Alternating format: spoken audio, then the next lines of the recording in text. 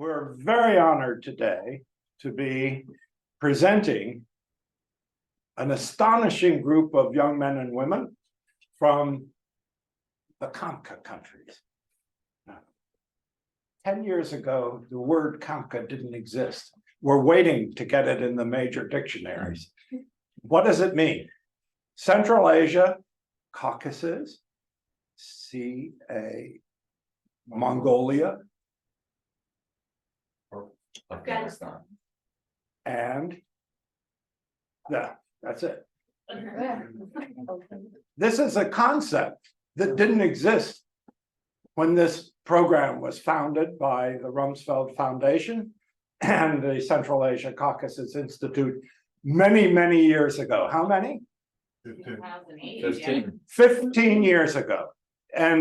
But the concept of this CAMCA region grew from the fellows themselves. It's not something we invented here in Washington.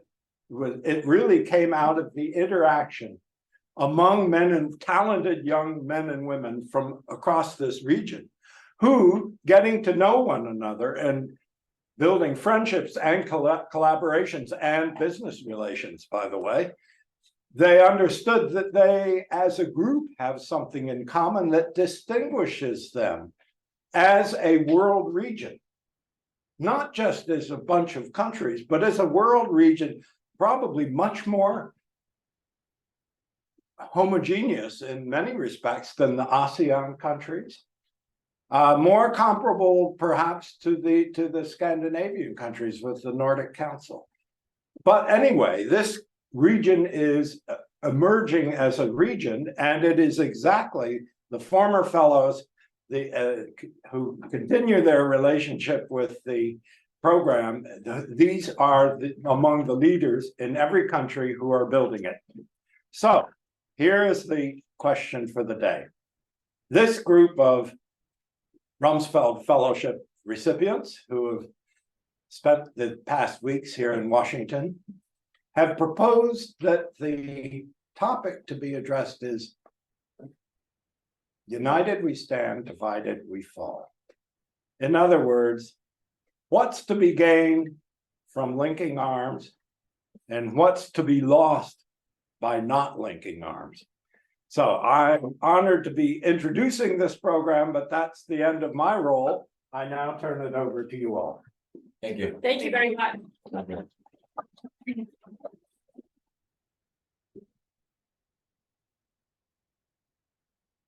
Yeah.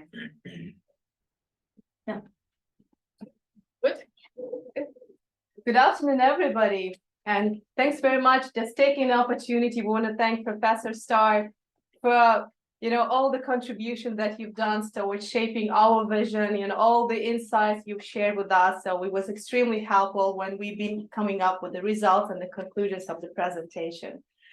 And we also wanted to thank the Rumsfeld Foundation. We want to thank the American Foreign Policy Council, for having us, for hosting us, for facilitating everything.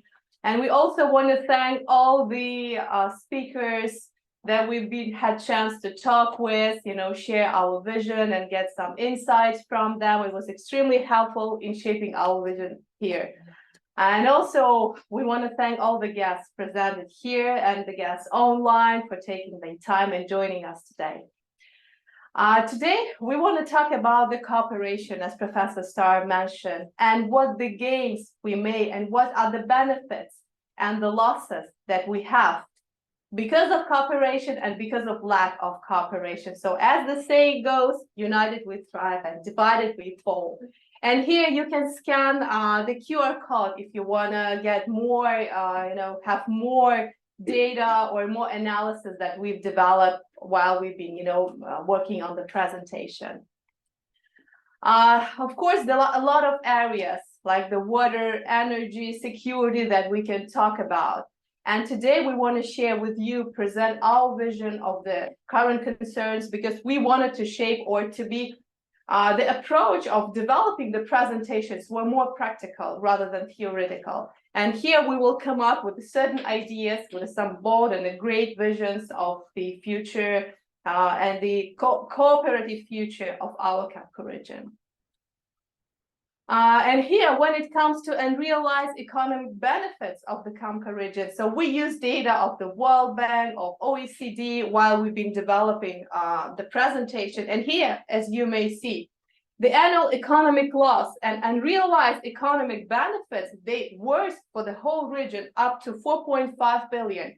And those are just a very rough analysis, taking the data because we didn't have that much time to dig deeper, or 1.5% of the region's GDP growth, gross domestic product growth.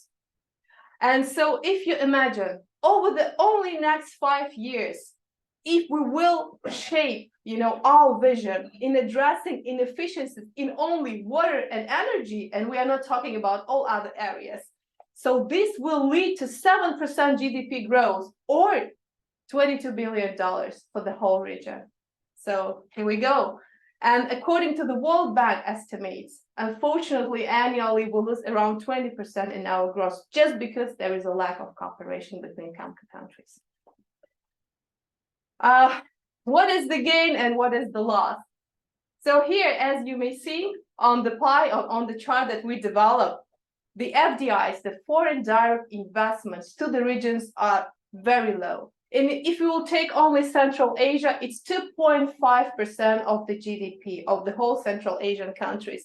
And here, out of this minor 2.5, 65% is the Chinese investment. So it's almost like a lost game in the Central Asia. If we take Caucasus, it's only 2.6% of the GDP in terms of the foreign direct investments. Well, Afghanistan, I think with the obvious reasons, it's still decreasing. It's very low now, but we expect it will decrease in the medium term as well. Mongolia, of course, is standing out with its 15% of the GDP in terms of the investments, but still, if we will take on average, this is very low. So why the Western economies or developed economies are not interested or are not investing to our region? And what are the potential gains they might face by having this cooperation with us? Because we know the money is a blood of economy. It's very important. Without money, you can't do anything. It's obvious to everyone here. So the gains will be the expertise and the technology, because this is a huge market, the huge regional influence. When you give money, you have certain level of impact on whatever country, company it may be. I think it's also obvious to everyone here. Diversification. This is a very hot topic of the developed economies now. And of course, the Central Asia is a huge market. It's a labor market and the sales market. Human capital also is a great resource. And there are a lot of people in the region that, the Western economies may benefit by having them on board. Investment market and military cooperation. So when there is a finance, when there is an investment, of course, we can talk about the military cooperation as well. And what are the losses? Of course, the region is very controversial. It's strained with the geopolitical constraints, with the security concerns, with the limited number of investments, with all its political complexities and economic dependence. Because there is not enough room for our countries to maneuver, because there is not enough of the investments, cooperation, and exchange with the Western part of the world, with the developed part of the world, to be able finally become independent. Because now what we have with all these problems that we are dealing with, we're a bit of, limited. We're not that flexible, and we are surrounded by the big, neighboring countries, which kind of are shaping now our policies. And now, for the more detailed description of all current problems and issues, let me pass to Ainura. Yeah, that's I knew that would happen to me. Sorry. Hello, everyone. So I will talk today about the energy and water situation in Central Asia. So basically, Central Asian countries are very vulnerable to power outages, to outdated energy infrastructure, and water scarcity is a big problem because the region is very dry and relies heavily on the few rivers that we have, such as Moderator and Starr. So just last week, there were power outages in Kazakhstan and Uzbekistan. So this is actually in Astana. Look what is going on. There was some kind of accident at the power plant, and basically the lights just went crazy. Look at this. This is just last week, and half of the city was without power, without electricity for almost 10 hours. The street lights weren't working and there was no water. So this is the current situation. The same is happening in neighboring countries. Also, the region is obviously growing, using more and more electricity and power. So the increasing power consumption is putting a strain. And basically, as we all probably know, now since the fall of the Soviet Union, each country manages its power problems independently, and that is also causing some problems. So we have made an analysis of key problems with energy and water faced by countries in our region. Here we can see that, first of all, this is basically the resources that each country possesses. So for example, gas is present where the blue bubbles for these countries, same for renewable energy and hydropower, and same for nuclear energy. So as you can see, a lot of countries are lacking a lot of things, and all of the countries face the same problem of having an aging and inadequate power infrastructure, except for Azerbaijan and Turkmenistan, which are facing a surplus. So right now, what is happening is that each country, they manage their production, their consumption, and their problems independently, which unfortunately is leading to some isolationism even, and starting to cause conflict. Conflict is arising more and more often over cut off electricity, over water issues, etc. So perhaps many of you know about the Central Asia Power System, CAPS, or as it's also called, the power ring. So during Soviet times in the 1970s, the countries in the region were linked by a power ring that basically collectively managed the production and consumption of electricity. So the countries that were part of CAPS are Uzbekistan, Southern Kazakhstan, the Kyrgyz Republic, Tajikistan, and Turkmenistan. All of these countries share a united power grid, let's say, that basically controls the transmission of power throughout the region. Given the role of hydropower in generating energy, as well as regulating downstream water flows, water resource management was also a key component of the CAPS system. The CAPS system was managed out of Tashkent, Uzbekistan by a center called Energia. And unfortunately, when the Soviet Union dissolved, the country stayed part of the system, but eventually, basically in 2003, the first country to leave the CAPS system was Turkmenistan. They left the system, Tajikistan left the system, and in 2009, Uzbekistan left the system, which basically collapsed the whole ring. So what happened is basically, for example, Turkmenistan, they are not facing problems because they are abundant in gas resources and they're supplying their power consumption completely and exporting as well. Uzbekistan, which left the system, was planning to be self-sufficient. However, the plants collapsed. They weren't able to provide enough power and electricity for them, so the power outage started.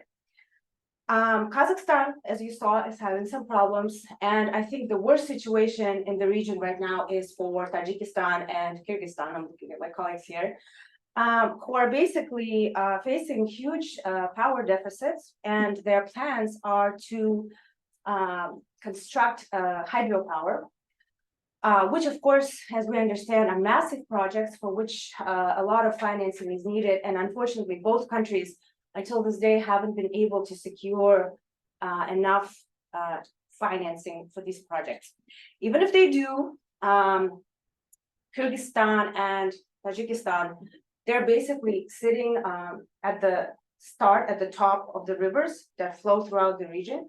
So that's why they can do hydropower. So if they construct these hydro plants, the water that they will accumulate in order to run the plants, it will need to be spilled out somewhere, especially in the winter region. And what's going to happen is if the countries don't cooperate in the Central Asian region, what could happen is that the water that is accumulated by Tajikistan and Kyrgyzstan can be spilled onto countries like Uzbekistan and Kazakhstan and flood our region. So basically, this is a huge kind of time bomb that we're sitting on because conflicts will arise.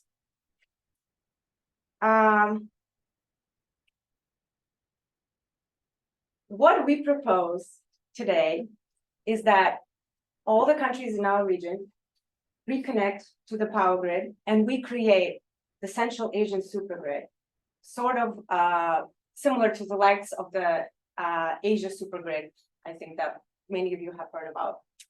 So we are the countries that I mentioned, we're all on the grid. It's easy to reconnect to it. The grid is, of course, outdated. It needs modernization. However, based on our conversations with experts, it is cheaper to modernize the infrastructure than to build a new one. The legal framework, the infrastructure, everything exists. There are analogs in the world, such as the Nord Pool, which is a shared electricity exchange system for Scandinavian countries. The grid can be complemented with various power sources. So for example, renewables can be connected to it, any kinds of sources really. The grid can be expanded to other countries in the region. And most importantly, what the grid will do is that it will help our countries to collectively manage the problems that we're facing today. It was done before during the Soviet Union. We know that it is possible. All it is lacking is some cooperation and some coordination. Independently, as we saw, we're all facing problems. Together, we can solve it. We have the infrastructure, we have the legal framework, we have similar examples. It was and has been done. Moreover, there could be opportunities for expanding the grid, as I said, to other countries. So, for example, Azerbaijan, as it's called, the bridge between Central Asia and the Caucasus. Azerbaijan has, as a side note, has done a very good job of modernizing its grids, and it's actually a net exporter, and it provides power to Georgia and Turkey, as far as I understand. So perhaps Azerbaijan could also be connected to the grid and supply its resources to us. Maybe Turkmenistan will be interested if it becomes commercially viable. Mongolia has been wanting to connect to the Asia supergrid for a while, maybe geographically a bit difficult, but at least it can be used as an inspiration for Mongolia. So seems like a plausible idea, doesn't it? Yeah, makes sense. So what do we need? What do we need? Of course, we first need cooperation among our countries. We need agreement.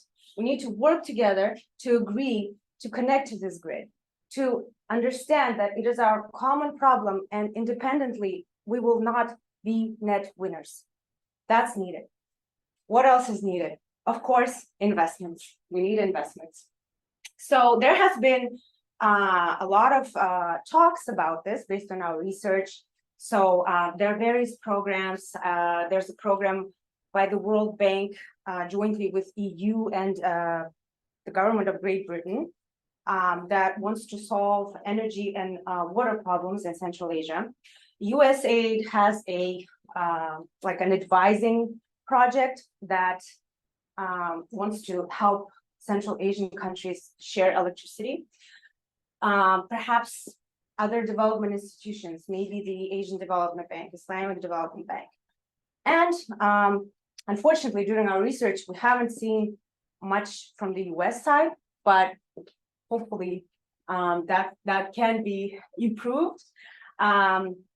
There's in, I think, 2012, Hillary Clinton, she pushed an initiative to the US government for a PPP, where she was stating that there needs to be some work done towards global water conservation. And she specifically highlighted the problems in Central Asia, saying that it is already leading to conflict between countries.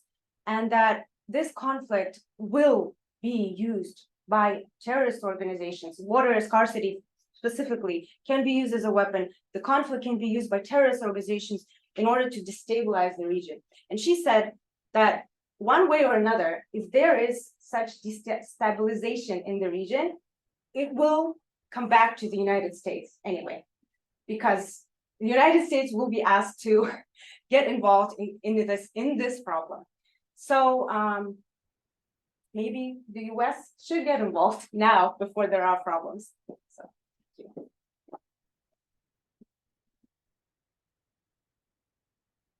Thank you, and Nora, for great thoughts. I'll try to be brief because I think we're a bit short on time.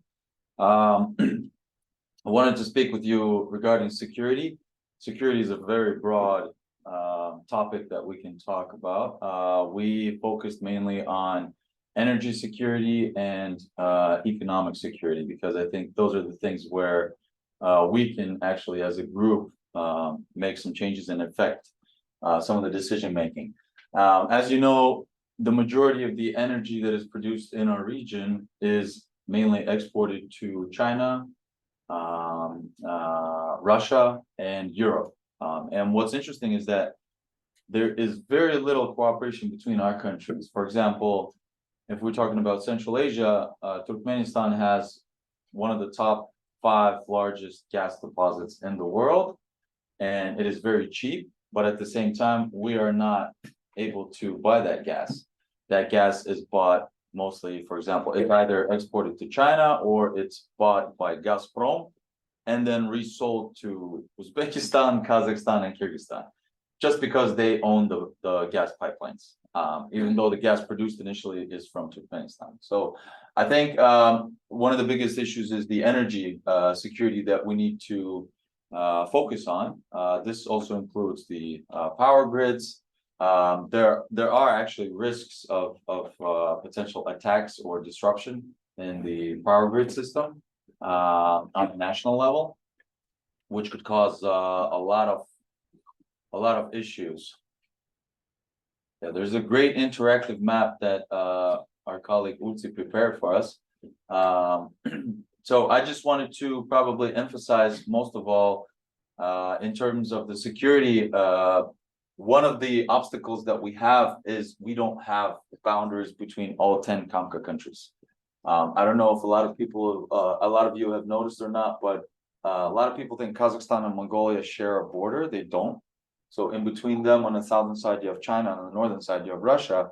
Why that is, I mean, I'll leave that up to you to decide. But this is one of the things we're thinking, how can we physically connect? Because if we're talking about exporting electricity to Mongolia, we have to do this via China or via Russia. And both of those options are not the best options probably for long-term security. Same goes for connecting Central Asia with the Caucasus, considering that we have the Caspian Sea. And you would think that, well, what's the issue? Just, throw a pipeline down the sea, but the Caspian Sea is regulated by all the countries that have access to it, which includes Russia and Iran. And of course, Russia is not interested in our cooperation between the regions. It wants to control the whole process. And I think for some of you, this might be surprising for most of you who were probably born in the 80s or 90s, but in the Soviet Union, all of the decision making on a strategic level was done in Moscow. So all of the supplies, all of the raw materials, all of the processes, everything was coordinated through Moscow. And even if you look at the grid system, initially it was done in a way to control the whole region. We think that we know the history why some of these countries left the unified grid system, but I think now the time has come for us to cooperate more and to actually gain an interdependence regionally within the countries in the region. Some of the challenges, I'll just go briefly. In Central Asia, as mentioned before, the 2 rivers, Amur Darya and Sirdarya, we have the issues in the winter of flooding when Kyrgyzstan and Tajikistan are letting the water flow in order to generate electricity. but that is causing issues for the countries down the rivers, which is Kazakhstan and Uzbekistan primarily. I think there has been a lot of negotiations going on recently with the governments in terms of, okay, Kazakhstan and Uzbekistan are willing to provide electricity to Kyrgyzstan and Tajikistan so that they don't flood during the wintertime and accumulate enough water for the irrigational period in spring. Of course, we have the unfortunate case with the RLC, when historically the water flow was moved to water cotton fields, which require a lot of water.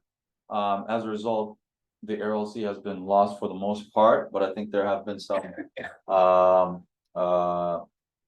task groups working to restore the RLC. In the Caucasus, the major issue, of course, is Nagorno-Karabakh, and that includes a lot of issues, not just in terms of the military operations, but energy flow, logistics, supply chains, etc. Mongolia, something that we found out is that there is scarcity issues with water. Only 30% of Mongolians have access to clean drinkable water, which is an issue, and that's affecting the population both in urban and rural areas. In Afghanistan, of course, you have a wide range of issues, including water, unemployment, poverty, civil unrest, terrorism, crime, etc.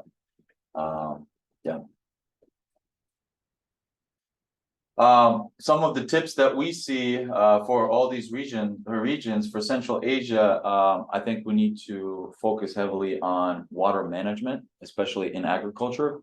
This is drip irrigation, this is using new technology, which is readily available. I come myself from a background in business that is related to agriculture, and I know one of the issues is financing. We don't have the proper financing instruments in order to provide these farmers the tools necessary to manage the water. Plus, we have issues like in Utah, for example. So we were in Salt Lake last week. One of the things we heard is that there's this very old law that states that you either use the water that you receive or you lose it. So if you don't use those rights, you lose those rights. And what the farmers do, they just flood their farms, overuse water. Salt Lake is not getting enough of water input. And it was actually quite interesting because I thought this is a problem that you wouldn't probably see in the States, but you have similar problems here as well. And Tajikistan is very key in general in water management because it produces the most amount of water for Amur Darya and Sir Darya rivers. And their positioning is very important for the national security of the region as a whole. In the Caucasus, of course, the Nagorno-Karabakh conflict resolution remains the most important and the central element of regional stability. In Mongolia, as you all know, Mongolia is very keen on its third neighbor foreign policy. And we think it would be very encouraging if they also focus a lot on the CAMCA region, not just the Southeast Asian region, Americas and the European Union, but the CAMCA region as well. In Afghanistan, of course, there needs to be active presence of international community that should press the authorities to align with all the agreements that were reached prior. Yeah, thank you. Thank you very much. So I think I have an easier job since all my colleagues have already emphasized on the biggest problems, which is energy, security, and water. And I would like to make some of the further recommendations across the other areas because we came here as CAMCA representatives, but we also know that we're also future leaders or today's leaders, some of us. We also understand that it's up to us to make sure that our region is safe and balanced. So one of the ultimate goals of this cooperation is stability. And how can we achieve this stability? It's definitely through the rule of law and through the policies. Policies are all about people.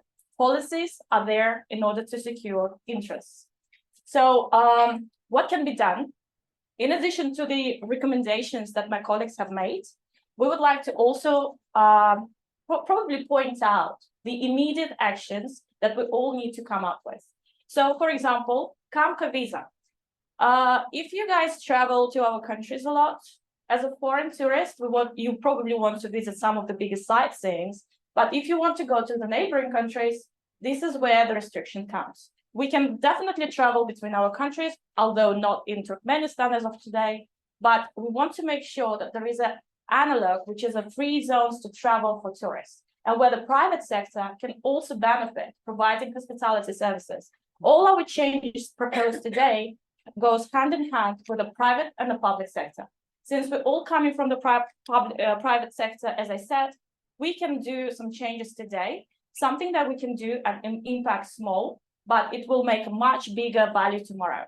So another policy that we have is obviously really draft or rejuvenate some of the previous policies that we had on electricity grid. It's making sure that we manage our resources well, making sure that we update according to the technology and modern infrastructure that we have today.